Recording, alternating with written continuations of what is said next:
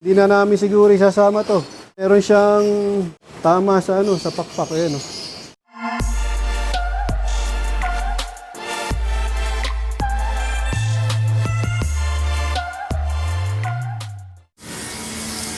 Hoy, ano yan? Bye, sana. Sabi ko rin dumawan. Ha? Sasabi ko na rin dumawan. Ayos ba?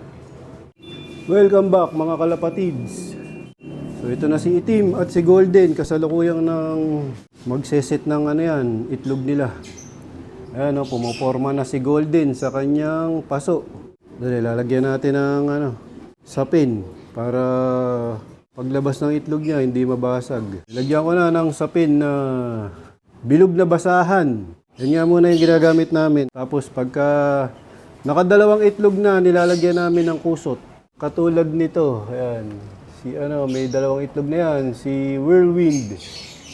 May kusot na yung paso nila. Maglilimlim na yan. Dito, ganun din. Meron na nga rin tong kusot. Waiting ako dito sa magiging inakay ulit nito. Ng SBR Banlun at Huymans. Tapos dito ko na nga nilagay yung mga inakay muna. Kasi nga na-disgrasya yung isa dun. Lumulusot yung singsing. Tapos sumasabit na. Ang nangyayari, pipihit sila ng pipihit hanggang sa na yung paa nila, mapilipit. Ito yung nangyari. Ayan, buti nakakalakad na nga ito. Nung nakaraan talagang hindi niya maitukod yung isang paa niya. Tapos yung isang puti ay muntik na. Sumabit din yung paa niya. Buti naagapan ko, nakita ko kagad. Ayan, di masyadong napilay. Ito ang huli na nung nakita ko. Siguro ang tagal na niyang nakabitin. Ayan, pero na siya, pagaling na. Ayan, ito yung mga painakay ko, mga kalapatids. Ito nga yung anak ng mag-despate na imbrek. Tapos yun, kapatid niya yun. Ito, first clutch. Ito, kapatid nung white flight na may puti sa ulo. So yan nga, tatlo sila magkakapatid. Ito, mag-despate, yung checkered at yung blue bar na may puti. Tapos ito yung ate nila. Mas nauna to. Yan, anak ng mag-nestmate. Dito kay Golden at kay Itim, waiting na kami sa mga itlog nila. Sana fertile. Pero pa naman yan, bata pa naman. At pinakain na ni JJBK, ang sakulam, yung aming mga stock bird na hen. Kinukondisyon na nga namin yan kasi gagamitin namin sila sa breeding naman para sa mga club. Ito na yung aming mga flyer o yung mga panglaban sa south ng mga young bird, mga kalapatids. Mamaya ikakarga namin sila sa ARPCI at sa BBCM. Yan, basketing mamaya. Last training, tapos first lap sa BBCM. Yan. Tapos meron nga kami na isa na hindi na namin siguro isasama to. Ayan, nakita ko bagsak yung pakpak niya. Meron siyang tama sa sa pakpak. Ayan, Ayan, kulay violet, namamaga. Ang sakit niyan. Kaya pala baktak ang pakpakal. Oo. So, hindi na namin sila isasali. Na to, ipapahinga ko na muna. Baka sa summer race ko na ilalaban. Papagalingin natin yung salpok niya. Baka kaya isa sa mga yan, huli umuwi. So yan, hindi na namin isasama. Sayang, ang ganda pa naman. Kaya siguro na-late. So kahapon nga lang umuwi yan. Sa training ng Agdangan. Bali na yan, papahinga ko muna. Hindi, dyan na. Wala namang yan. Wala namang sakit, may nasalpok lang. Kakain yan. So yun, nabawasan ang aming panglaban. Wala tayong magagawa, masakit yung yan. Yung pakpak niya, hindi rin mahihirapan din makauwi yan. Kawawa naman. So yun, ito yung aming mga panlaban ngayong south, mga kalapatids. Bali, ang ikakarga namin ay yung mga double band lang, yung mga ganitong single, iiwanan namin. Sa summer race namin sila ilalaban. Yan. Siguro may may siyam na piraso. Yan, itong mga naka-single band namin. Tapos makakasama nga yung isa, ayan Yan, kitang-kita, bagsak yung pakpak niya. Kaya siguro na-late siya kahapon sa pag-uwi. Ayan, masakit na masakit to. May kulay violet. Yung loob ng pakpak niya. Meron pasa. Masakit nga yan. So yan, hindi na namin siya ilalaban muna.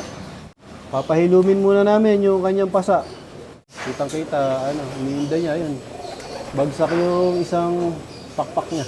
Hindi na muna siya isasama sa race team.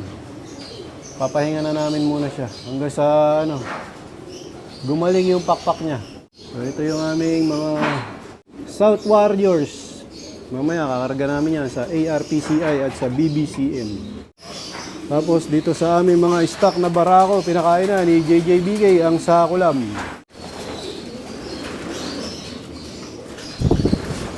Dito sa aking pinares na colony, yan, pinakain ko na rin yan kaninang umaga. Una kong pinakain to kasi nga mga nakasalang to. Bali, sanay na silang lahat. Yan, bukas na lahat yung pinto niyan, mga kalapatids. Yan, si Major Pain, kasalukuyang naghahabol sa kanyang pares. Yan. Ito, sanay na rin. Ito yung umaway kay Major Pain. Yan, natuto na siyang bumalik dito sa kanyang kwarto. Di na siya pumapasok sa kwarto ni Major Pain. O yan, si Major Pain naghahabol sa kanyang asawa. O yan nga, bali ang ginawa ko dyan, hindi ko pinagsabay-sabay ang pagpapakawala sa kanila, mga kalapatids. Ang una kong binuksan dyan, syempre yung mga sanay na, katulad ditong nasa taas. Itong nasa taas kasi, mga kalapatids, talagang dyan na nagpe-perch itong dalawang barako. So, yung babae na lang, yung problema ko dyan. Kaya nung nilagyan ko ng babae, isang araw ko lang kinulong, sanay na. Tapos, pinakawalan ko na kagad sila. Tapos, dito sa baba nila, yan, isa-isa kong binuksan. Hanggang sa masanay sila. Tapos kung mapapansin nyo mga kalapatids, yung kanilang mga pinto ay hindi magkakadikit, kumbaga sa lisihan. Hindi pwedeng pagdikitin yan kasi magpapasukan nga yan. Tapos isa-isa ang diskarte o ang pagpapakawala sa kanila. Tapos hanggat maaari, binabantayan ko.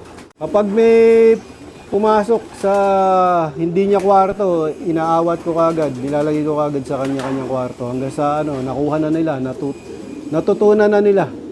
So yan, wala na akong problema sa kanila. Wala na akong isasarang pinto. Tapos sa pagpapakain, nilagyan ko sila ng kanya-kanyang pakainan. Hindi na mahirap yung pagpapakain, ang mahirap dyan yung pagpapainom. Kaya yan, isang inuman sila. Kasi nga, pagka nilagyan pa ng cup dyan ng inuman, baka tungtungan nila. Kaya pangit na may inuman sa kanya-kanyang kwarto. Kapag colony, yung tubig, isa lang ang tubigan nila. So, pwede naman lagyan to ng pakainan dito mga kalapatids. Yung isang pakainan lang, kaya lang mas gusto kong solo-solo sila na kumakain. Kasi nga, pagka naghahabol yung barako sa hen, hindi masyadong makakakain yung hen. Kaya nilagyan ko sila ng kanya-kanyang kainan sa bawat kwarto. Kasi nga, syempre, pag tumutuka sila, medyo matagal. Hindi katulad sa pag-inom, isang lubog lang nila ng tuka nila, nakakainom na sila. O kaya yung inuman nila, kahit isang inuman lang. Ayan, sanay na sila lahat. Wala na akong problema sa kanila. Wala nang nag-aaway. Sa susunod, dito naman kami magpapares.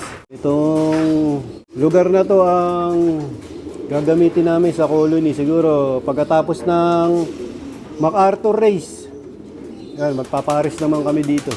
Hanggat maaari nga, dito na ako magbe-breed. Ayoko na sa mga maliliit na kulungan. Mas masarap mag-breed sa colony. Para sa akin, mga kalapatids. Tapos sila, syempre nakakagala. Tapos nakakaligo dun sa sa aviary nila, tapos nakakapagpaaraw. Hindi katulad nung nakakulong lang sila sa small cage o doon sa 17 by 30 doon sa kulungan ng lovebirds. So dito ko natatapusin ang video ko para sa araw na to. Please like, share, comment, subscribe. Keep safe. God bless. Ingat mga kalapatids.